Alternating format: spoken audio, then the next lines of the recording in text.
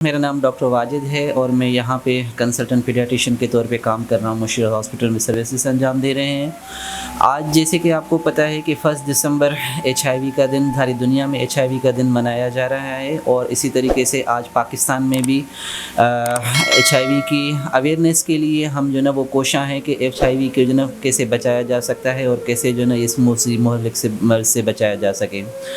असल में मैं एज अ पीडियाट्रिशियन हूँ जिसके बेसिस पे बच्चों में ये मर्ज़ पाया जाता है और बच्चे अक्सर औक़ात जो है ना वो उनमें जो ट्रांसमिशन होती है वो ड्रग यूज़र्स की वजह से या माँओं की पेट में से की वजह से, माँओं को जब HIV अफेक्टेड होता है तो उनमें से जो ना वर्टिकल ट्रांसमिशन ट्रांसमिट होती है जिसमें बच्चे अफेक्टेड होते हैं।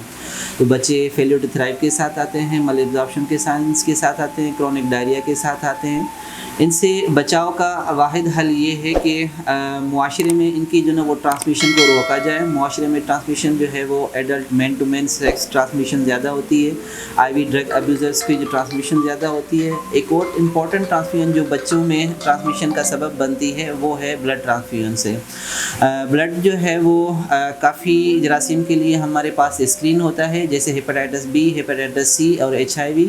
जिस तरीके से 2016 में और 2019 में लाड़काना में एक बहुत बड़ा आउटब्रेक हुआ था जिसकी वजह से काफ़ी बच्चे अफेक्टेड हुए थे HIV में। उनमें हमने देखा गया कि एक तो ब्लड ट्रांसफ्यूजन और एक ड्रग अब्यूजिंग जो इंजेक्टेबल ड्रग यूज़र्स जो थे उनमें ये कॉमन काज पाए जाते थे। तो उनसे प्रिवेंशन के लिए हमारे पास ये है कि हम जो है ना सेफ़ ब्लड यूज़ करें और हम अपने मुआशरे में जो ना वो एक आगाही प्रोग्राम का जनरेट करवाएं जिसमें जो ना वो बताएं कि ड्रग यूजिंग जो है वो कितना सबब बन सकता है HIV का।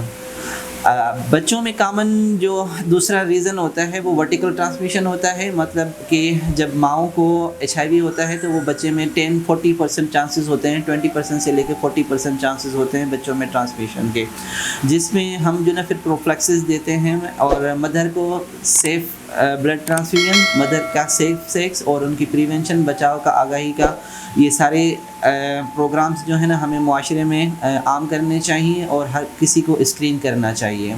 जैसे हेपेटाइटिस B और हेपेटाइटिस C की स्क्रीनिंग होती है, इसी तरीके से HIV की स्क्रीनिंग होती है। हमारे national AIDS control programme Pakistan का एक बहुत ही अच्छा प्रोग्राम है जो कि HIV जिसमें स्क्रीनिंग होती है और इसकी स्क्रीनिंग के बाद फिर हम उनका प्रोफिलैक्सिस और उसके साथ साथ उसकी ट्रीटमेंट ऑप्शंस भी अवेलेबल हैं।